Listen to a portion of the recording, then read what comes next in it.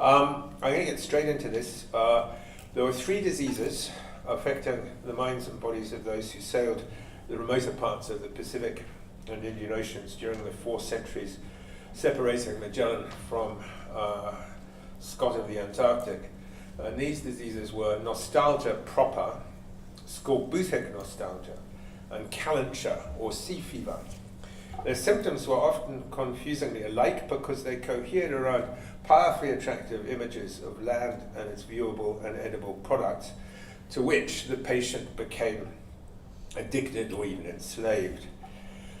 And those suffering from nostalgia were troubled by an immovable image of home, generally a rural setting associated with childhood, to which all other concerns became secondary. Towards the end of Cook's Endeavour voyage, Banks noticed in the Arafura Sea that, with the exceptions of himself, Daniel Solander and Cook, the whole ship was affected with nostalgia. And a few days later, thinking of Dampier's voyage across the same sea, he succumbed himself to the disease. Home recurred to my mind, he said, stronger than it had done throughout the whole voyage.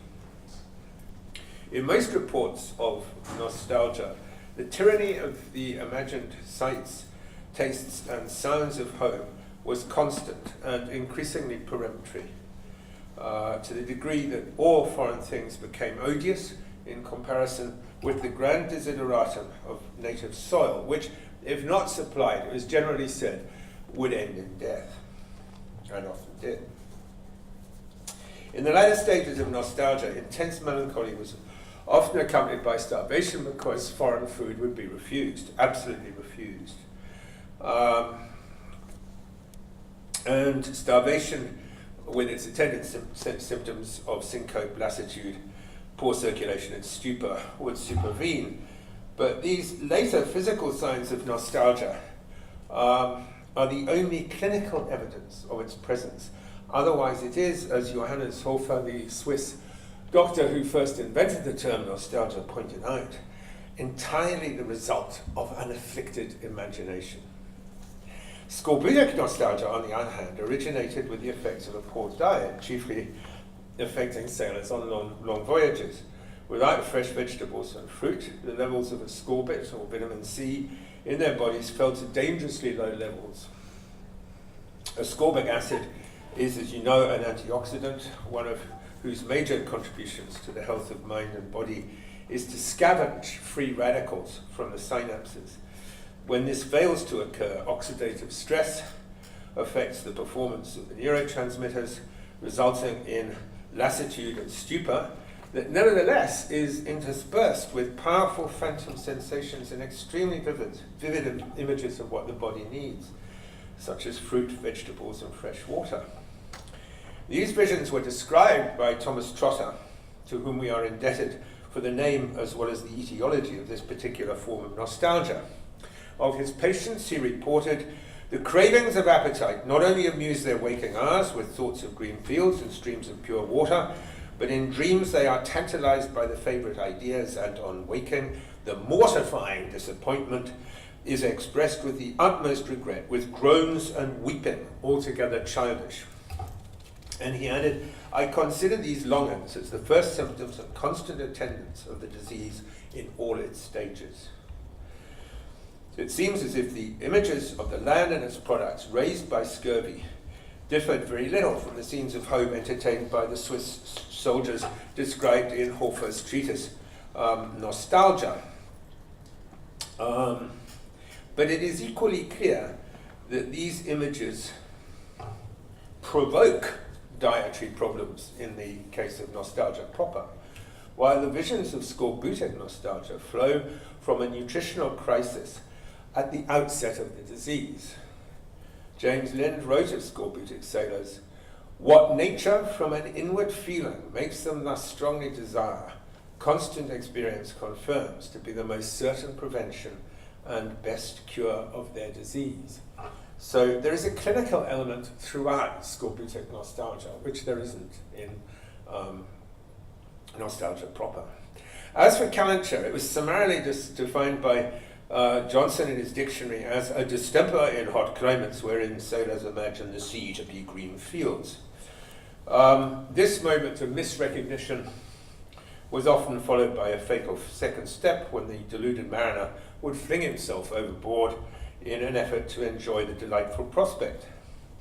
This disturbance of the brain, called Calenture, has a lively literary pedigree stretching back as far as the Odyssey, where the sirens are the sinister guardians of the delicious plots of fantastic ground that are fenced with the bones of those sailors who made the fatal attempt to reach them. In The Conquest of Granada, John Dryden has Almohade tell Almanzor, "'Tis but the raging calenture of love, like a distracted passenger you stand and see in seas imaginary land, cool groves and flowery meads, and whilst you think to walk, plunge in and wonder that you sink." In his satire on the South Sea bubble, Swift compares the deluded bankrupt with the febrile sailor who sees on the smooth ocean's azure bed enamelled fields and verdant trees. Wordsworth was interested in this delusion and offers his fullest treatment of it in his poem Brothers, where Leonard would often hang over the vessel's side and gaze, and while the broad blue wave and sparkling foam flashed round him images and hues that wrought in union with the employment of his heart, he thus by feverish passion overcome, even with the organs of his bodily eye, below him in the bosom of the deep saw mountains, saw the forms of sheep that grazed on verdant hills. Medical discussions of scurvy freely associated it with Calenture. In the Philosophical Transactions of the Royal Society, abridged by Henry Jones in 1721, an account of the prodigious scurvy of Paris, 1699, sits next door to an account of Calenture. Ephraim Chambers excerpts the latter for his Cyclopedia, confirming that Calenture is a delusion wherein the patients imagine the sea to be green fields, and if not prevented will leap overboard, being so eager to get to their imaginary cool verdure. In Zoonomia, Erasmus Darwin sees little difference between Calenture and nostalgia, offering a definition that will do for both. He calls it an unconquerable desire of returning to one's native country, frequent in long voyages, in which the patients become so insane as to throw themselves into the sea, mistaking it for green fields or meadows. More recently, Jean Starabansky has cited Darwin as his authority for treating Calenture as the nautical variant of nostalgia. In his play The Two Foscari, Byron presents Calenture, that malady which calls up green and native fields to view from the rough deep, with such identity to the poor exile's fevered eye that he can scarcely be restrained from treading them. He calls them up, as an allegorical representation of the fatal outcome of nostalgia, which, he says, collects such pasture for the longing sorrow that the victim feeds on the sweet but poisonous thought and dies. Yet it's observable in several accounts of Calenture that home is the last thing that the impetuous maritime pastoralist is interested in. Let the sailor but hear the call, says Homer, let the sailor but hear the call of any siren, he will so despise both wife and children for their sorceries that never home turns his affection's stream. And Trotter noticed that for all their tearful yearnings for green fields, his patients sometimes forgot all old attachments, showing utmost signs of dislike to those who had been most dear. When Wordsworth's Leonard gets back to the rural scenes he saw pictured in the bosom of the deep, he finds it a place in which he could not bear to live. Recently, Joyce Chaplin has interpreted Calenture along with scurvy as earth sickness, a somatic revolt mounted specifically against the sea, rather than, as Killis Goodman has recently suggested of nostalgia, travel as such. Earth sickness expresses itself in disgust with the ocean and in an urge to return to what Chaplin calls a whole body experience of the whole earth. Now, how far the whole earth can exclude 2/3 of its surface and still be consistent with what Chaplin calls humanity's secular self-awareness on a planetary scale, she leaves unclear, but presumably the converting imagination of Calenture turns all the sea to earth in one plenary metamorphosis. And this broader conception of the longing for land as an ecumenical passion for any kind of earth, mal de terre, rather than the longing for home, malady du pays, is useful in several accounts of Calenture, for it embraces the extremes of febrile violence to which it sometimes tends, as well as the more sedate and meditative engagements with the surface or the depth of the ocean. Canon Digby described the extravagance of the violent calenturist, but that which of all others seemed to cause most compassion. So this is in his on his trip, his expedition to the Mediterranean. What seemed to cause most compassion was the furious madness of most of those who were near their end, the sickness then taking their brain, and those were in so great abundance that there were scarce men enough to keep them from running overboard or from keep creeping out of the ports, the extreme heat of the disease being such that they desired all refreshings, and their depraved fantasy made them believe the sea to be a spacious and pleasant green meadow. Melville, on the other hand, in Moby Dick, shows how seductively Calenture engages the senses and the imagination. These are the times when in his whaleboat the rover softly feels a certain filial, confident, land-like feeling towards the sea, that he regards it as so much flowery earth, and the distant ship, revealing only the tops of her masts, seems struggling forward not through high rolling waves, but through the tall grass of a rolling prairie. The long-drawn virgin vales, the mild blue hillsides, as over these there steals the hush, the hum. You almost swear that play-weary children lie sleeping in these solitudes, some glad Maytime when the flowers of the woods are plucked. And all this mixes with your most mystic mood, so that fact and fancy halfway meeting interpenetrate and form one seamless whole. What is it then that marks the point of difference between these three diseases which share an identical vision, apparently identical vision of vegetable nature? Well, I think somatic provides a useful standard, for it distinguishes the clinical importance of scorbutic cravings from the purely imaginary reveries of nostalgia. As for Calenture, it may seem to be a delusion of the brain, but it has organic possibilities too. I consider, just for a moment, the episode of the Lotus Eaters in the Odyssey as a set piece in which nostalgia, scorbutic nostalgia, and Calenture each stake a claim. As Odysseus herds his crew from the meadow where they've been feeding so voluptuously on the delicious fruits of the jujube bush, we're told they strived and wept and would not leave their meat for heaven itself. Odysseus' motto is nothing so sweet as is our country's earth, but his men disagree, because as they feed, they did quite forget, as all men else that did but taste their feast, both countrymen and country. So he drags them away to disappointments more worthy of true patriots. And it's a question whether the tears of men torn from their food are calentural or scorbutic, and whether Odysseus, in preventing them from eating any more, is acting out of sheer nostalgia. And I'd be inclined to compare the Lotus Eaters with the sailors of Anson's Centurion, who wept with the cravings of appetite, and then found themselves charmingly surrounded by esculent vegetables on Juan Fernandez, on which they gorged themselves back to health. However, if lotus eating is an intoxicated engagement with what is sheerly antithetic to ships and sea, the ecumenical fruit of the earth, as Chaplin would call it, then it fits the model of Calenture that she has outlined. A lot of sailors and physicians believed that the smell alone of freshly turned earth or of plants had a curative value, in which case scurvy and Calenture are directing seamen to a similar, although not identical, cure.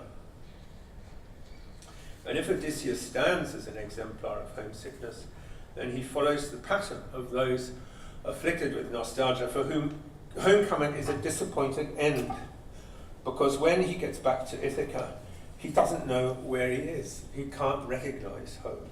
And this happens to lots of people suffering from nostalgia. In fact, Kant says for definite in the Anthropology that there is no real cure in nostalgia, no cure in sending nostalgists back home because they're always going to be disappointed. But he reckons that is the cure.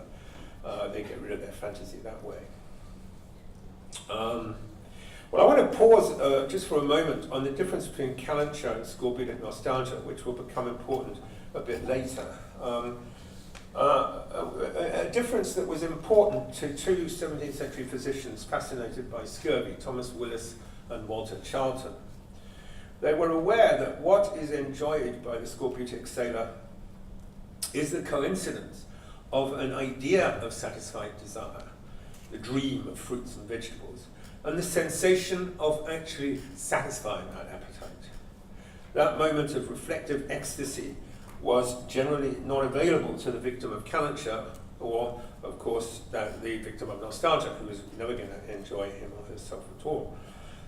Charlton calls it corroboration, when the notion of what is so powerfully desired is greeted by the sensation of its arrival, and then redoubled by the energy of the animal spirits. Whole brigades of them, he says, dispatched into the organs of the senses and into all the muscles.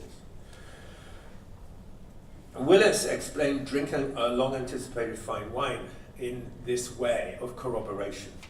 He says, the imagination of its pleasure is again sharpened by the taste, and then by a reflected appetite, drinking is repeated. So, as it were, in a circle, the throat or appetite provokes the sensation, and the sensation causes the appetite to be sharpened and iterated. The literature of scurvy is filled with accounts of this ecstatic encounter with the idea and the sensation, or the coincidence of the idea and the sensation of physical satisfaction. Trotter recalled, the patient in the inveterate stage of the disease seems to gather strength even from the sight of the fruit.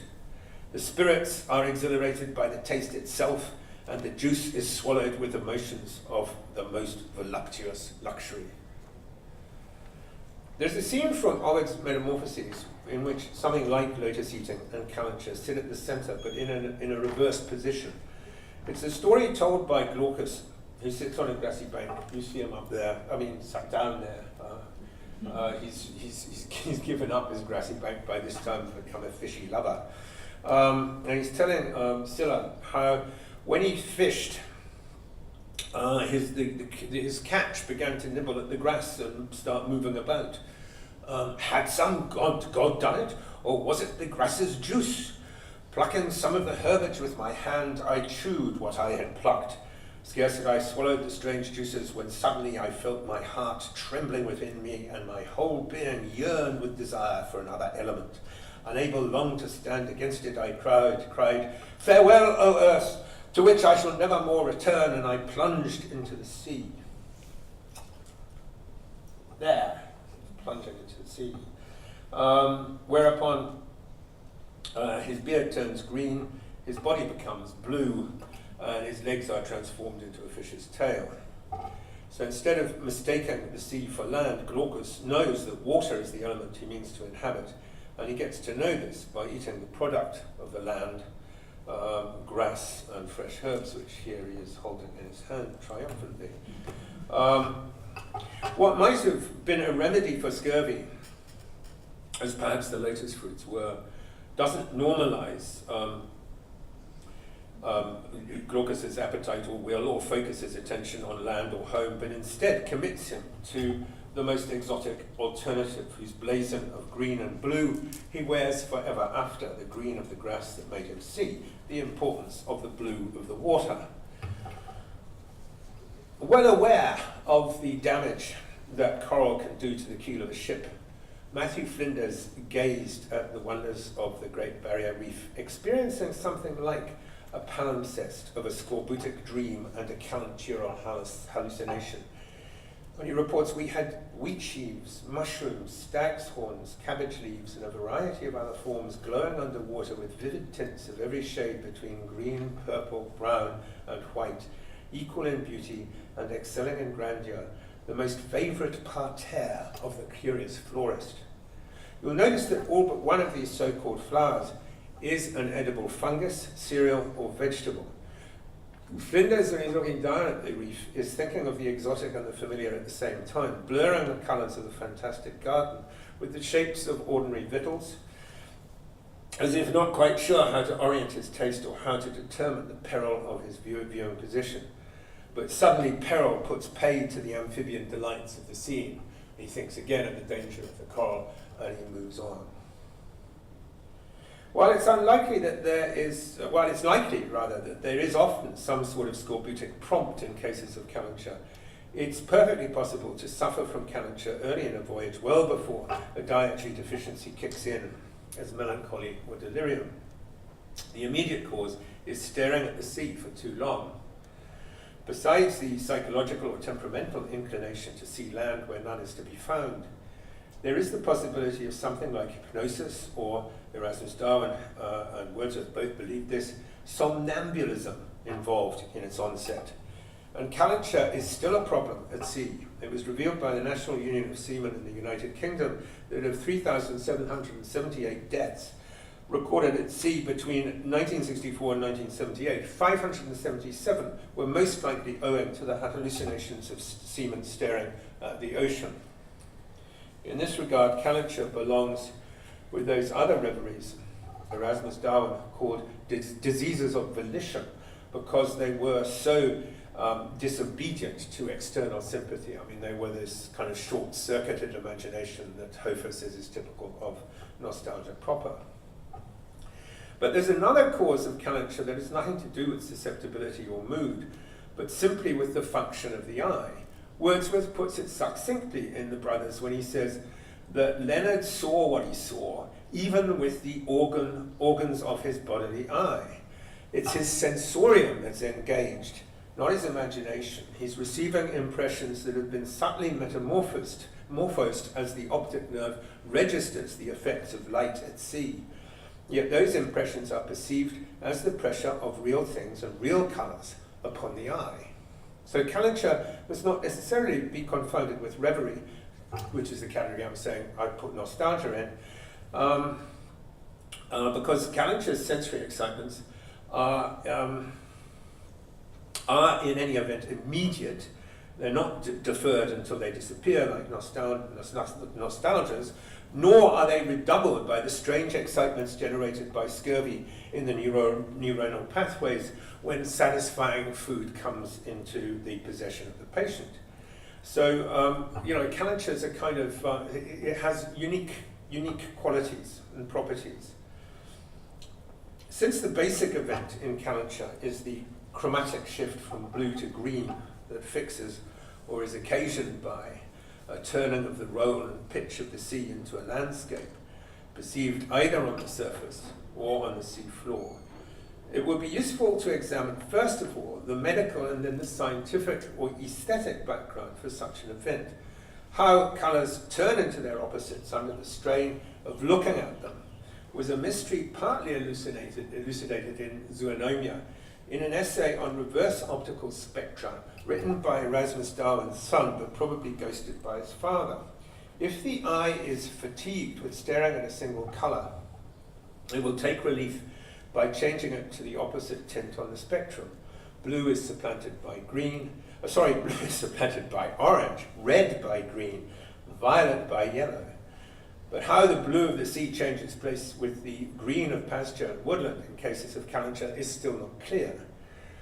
There are many accounts of the surface of the ocean turning red that would then yield the reverse optical spectrum of green. At Point Culver, Matthew Flinders came across a red scum composed of the tiny jointed fibres of microorganisms. In the red shadow of the ship, the ancient mariner discovers the wonders of phosphorescence. Alternatively, the condition called tritanopia is caused by damage done by ultraviolet light to the short wavelength cones of the retina, and that's easily sustained by staring for too long at light reflected from the surface of the ocean. The eye of anyone suffering from this disease confuses pink and orange and blue and green. On the other hand, J.R. Forster, a close observer in colours and already fascinated by phosphorescence in the Southern Ocean, has a number of useful observations concerning the compounding of green in Antarctic light. He reports the setting sun commonly gilds all the sky and clouds near the horizon with a lively gold, yellow, or orange. It is, therefore, by no means extraordinary to see at sunsetting a greenish sky or cloud. I had an opportunity to observe at sunsetting a beautiful green cloud. Some others at a distance were of an olive colour, and even part of the sky was tinged with a lively, delicate green. Well, it wouldn't take very much for that green to be transfused to the ocean. Both Flinders and William Scoresby, son of the famous whaling captain, simply saw green at sea. Flinders noticed that on the inside of the Great Barrier Reef, the water was smooth and of a light green colour. Scoresby found in the Arctic that on the meridian of London in 1817, the sea was found to be of a blue colour and transparent. It then became green and less transparent. The colour was nearly grass green with a shade of black. I fell in with such narrow stripes of various coloured water that we passed streams of pale green, olive green, and transparent blue in the course of 10 minutes sailing. Perhaps the most rigorous scientific account of how the sea can turn either red or green is given by Newton in the Optics, where he discusses the account of different effects of absorbed and reflected light in seawater, given by Edmund Halley, who on a bright sunshine day went underneath the ocean in a diving bell. And this is how Newton reports it. When he was sunk many fathoms deep into the water, the upper part of his hand, on which the sun shone directly through the water and through a small glass window in the vessel, appeared of a red colour, like that of a damask rose. And the water below and the under part of his hand, illuminated by light reflected from the water below, looked green. For thence it may be gathered that the seawater reflects back the violet and blue-making rays most easily, and lets the red-making rays pass most freely and copiously to great depths. For thereby the sun's direct light at all great depths, by reason of the predominantly red-making rays, must appear red, and the greater the depth is, the fuller and intenser must that red be, and at such depths as the violet-making rays scarce penetrate into, the blue-making, green-making, and yellow-making rays, being reflected from below more copiously than the red-making ones, must compound a green. Now this suggests that a vision of watery depths would be correctly coloured crimson, provided the clarity of the medium and the angle of the light allowed a human eye to penetrate so far, Homer's wine-dark sea perhaps, whereas the green landscape that seduces a sailor overboard is an hallucination provoked, or possibly not an hallucination, provoked by light sent back from the surface, where blue, yellow, and green all compound as green. While Coleridge was staring at Saddleback Tarn, his eye, perhaps fascinated first by its depths and then by its surface, appeared to him blood crimson and then sea green, suggesting that there are other causes besides algae and little creatures responsible for these changes in colour. Artists interested in the degrees of depth artists interested in degrees of depth are attached to this palette. Compare, for instance, the artist Le Sueur on Baudin's Voyage, where he sees things near the surface, like a medusa, and then lower down. And here are two examples from the series Watery Ecstatic, from Ellen Gallagher's show Axe Me,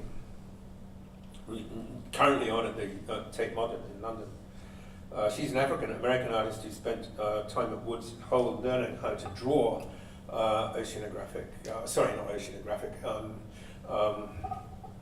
specimens from the bottom. What she specialized in were pteropods or wing-footed snails. And she is fascinated by mixing the palette. And here is a festival of all the spectral hues in Philip Goss's illustrations to Charles Kingsley's book about the seashore, aptly named Glaucus. As for blue, combining with rose tints and coppery greens, try Blake's picture of Newton, which only recently somebody pointed out is undersea. And here are Anna Atkins' beautiful cyanotypes from 1850, where the specimen seems to emerge from a deep blue ocean into the shallow green light of the surface. Well, the same impulse that carried Halley and Newton down to the watery depths of the ocean in search of reasons for colours carried Boyle in the same direction in search of something like landscape. In his essay, Relations About the Bottom of the Sea, he recorded interviews with hydrographers and others familiar with the pearl fishery, who gave him some surprising commentaries on his working hypothesis that the superficies of the ground or vessel that contained the ocean should be either flat, level, or regularly concave. He was informed, to the contrary, that in divers places the bottom was exceedingly unequal, in some places being flat, in others aspirated with crabby rocks, a considerable height, and elsewhere sinking into precipitous depths, in which they found it very cold. Boyle went on to suppose that these submarine configurations resembled such as we observe in the discovered part of the terrestrial globe. And in arriving at this conclusion, he gave scientific counterpoise to one of William Gilpert's aesthetic insights the next century into the analogy between the surface of the ocean and the beauties of landscape. Gilpin wrote in Observations on the River Wye, "Now, if the ocean in any of these swellings and agitations should be arrested and fixed, it would produce that pleasing variety which we admire in the ground. Hence it is common to fetch our images from water and apply them to land. We talk of an undulating line, a playing lawn, and a billowy surface, and give a much stronger and more adequate idea by such imagery than plain language can possibly present."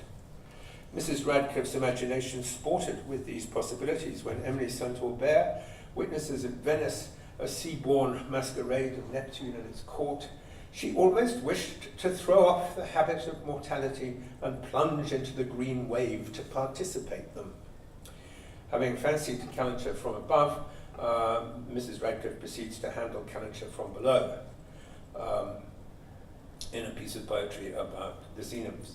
"In coral bars I love to lie and hear the surges roll above, and through the waters view on high the proud ships sail and gay clouds move." And here is the same angle, rather less poetically conceived, from Gustave Doré's illustrations. I'm not show you that. Gustave Doré's illustrations, The Ancient Mariner. I want to end with an experiment in colour that I hope will provide some pictorial endorsements for the distinctions I've been trying to make between the futile reverie of nostalgia, the reflexive delights of scorbutic nostalgia, and the chromatic variations that it is possible to play upon the theme of Calenture. George Forster, J.R. Forster's son, painted a picture of icebergs in the Antarctic Ocean called Ice Islands with Ice Blink. The consensus among eyewitnesses of the event was that they were seeing an example not of ice blink, but of the southern lights mounting from the horizon to the zenith and accompanied by extensive phosphorescence. Together with the advent of a remarkable iceberg shaped like a pillar with a hollow in it. There it is.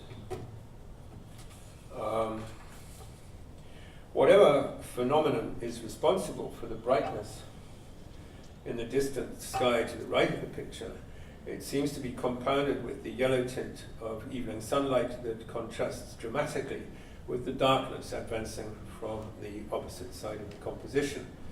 The coalition of natural light and the aurora is responsible for the spectral alteration that invades the foreground of the picture, where everything is tinged with blue except that portion of the sky from which the light streams. It's likely that its brightness, echoed by the phosphorescence in the sea and by the reflected sheen of the icebergs, fatigued George's eye as it tried to organize a scene of white shapes arranged on a blue ground, until his retina became, to quote Darwin, insensible to white light, and thence a bluish spectrum became visible on all luminous objects. And that, at any rate, is what George painted, and it can stand perhaps as an example of blue rather than green Calenture. Now, how this scene was transformed from blue to green makes an interesting episode in the pictorial history of Calenture and scorbutic nostalgia too, since by the time George lifted his brush, scurvy had made heavy inroads on the health of most people aboard the Resolution. William Hodges painted the same two icebergs that appear in George's Ice Islands with Icebreak, the pillar with a hole in it and a sort of ruined pyramid, probably at the same time as George, only using oils instead of gouache. For reasons that aren't known, he decided when he arrived at Dusky Bay a month later to use the canvas for another picture.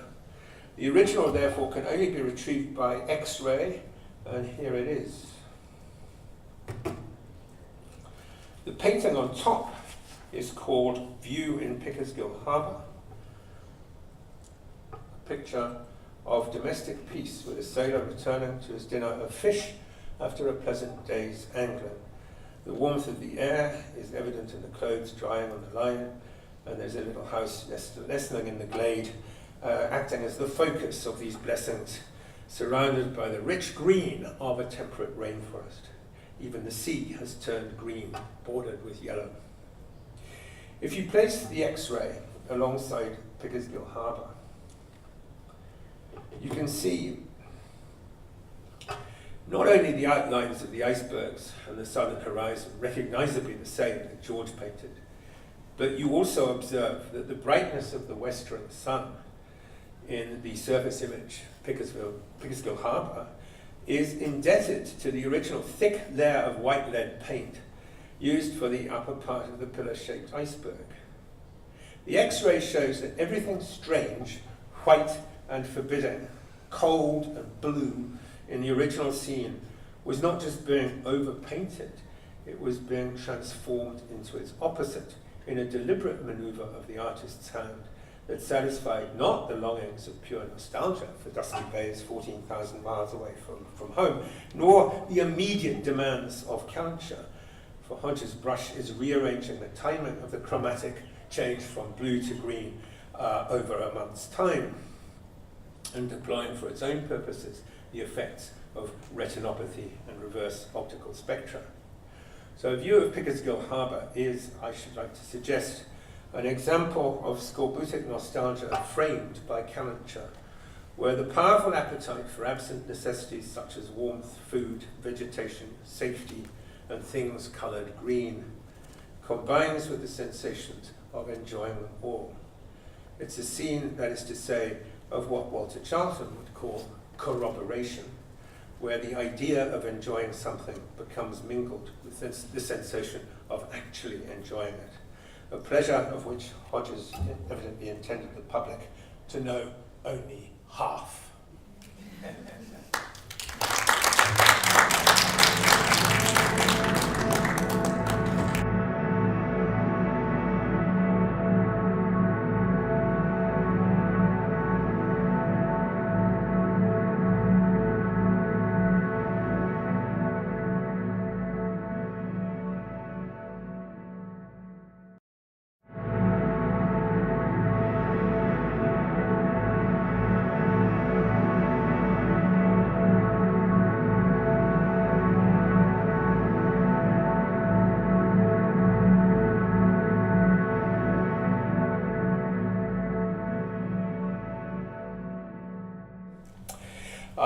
I'm going to get straight into this. There were 3 diseases affecting the minds and bodies of those who sailed the remoter parts of the Pacific and Indian Oceans during the 4 centuries separating Magellan from Scott of the Antarctic.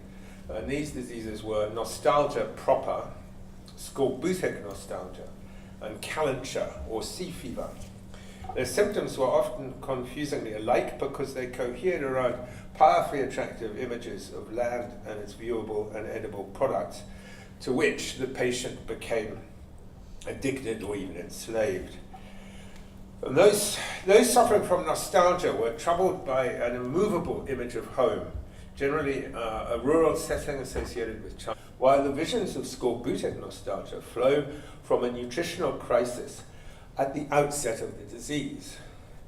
James Lind wrote of scorbutic sailors, "What nature from an inward feeling makes them thus strongly desire, constant experience confirms to be the most certain prevention and best cure of their disease. So there is a clinical element throughout scorbutic nostalgia, which there isn't in nostalgia proper. As for Calenture, it was summarily defined by Johnson in his dictionary as a distemper in hot climates wherein sailors imagine the sea to be green fields. This moment of misrecognition was often followed by a fatal second step when the deluded mariner would fling himself overboard in an effort to enjoy the delightful prospect. This disturbance of the brain called Calenture has a lively literary pedigree stretching back as far as the Odyssey, where the sirens are the sinister guardians of the delicious plots of fantastic, vivid images of what the body needs, such as fruit, vegetables, and fresh water. These visions were described by Thomas Trotter, to whom we are indebted for the name as well as the etiology of this particular form of nostalgia. Of his patients, he reported, "The cravings of appetite not only amuse their waking hours with thoughts of green fields and streams of pure water, but in dreams they are tantalized by the favorite ideas, and on waking, the mortifying disappointment is expressed with the utmost regret, with groans and weeping, altogether childish." And he added, "I consider these longings as the first symptoms and constant attendants of the disease in all its stages." So it seems as if the images of the land and its products raised by scurvy differed very little from the scenes of home entertained by the Swiss soldiers described in Hofer's treatise, Nostalgia.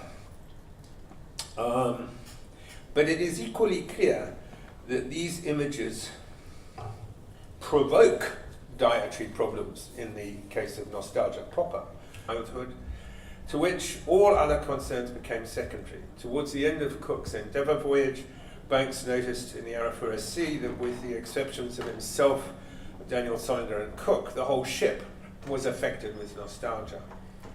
And a few days later, thinking of Dampier's voyage across the same sea, he succumbed himself to the disease. "Home recurred to my mind," he said, "stronger than it had done throughout the whole voyage." In most reports of nostalgia, the tyranny of the imagined sights, tastes, and sounds of home was constant and increasingly peremptory, to the degree that all foreign things became odious in comparison with the grand desideratum of native soil, which, if not supplied, it was generally said, would end in death, and often did. In the latter stages of nostalgia, intense melancholy was often accompanied by starvation because foreign food would be refused, absolutely refused. And starvation, with its attendant symptoms of syncope, lassitude, poor circulation, and stupor, would supervene. But these later physical signs of nostalgia are the only clinical evidence of its presence. Otherwise, it is, as Johannes Hofer, the Swiss doctor who first invented the term nostalgia, pointed out, entirely the result of an afflicted imagination. Scorbutic nostalgia, on the other hand, originated with the effects of a poor diet, chiefly affecting sailors on long voyages. Without fresh vegetables and fruit, the levels of ascorbate, or vitamin C, in their bodies fell to dangerously low levels. Ascorbic acid is, as you know, an antioxidant, one of whose major contributions to the health of mind and body is to scavenge free radicals from the synapses. When this fails to occur, oxidative stress affects the performance of the neurotransmitters, resulting in lassitude and stupor that nevertheless is interspersed with powerful phantom sensations and extremely vivid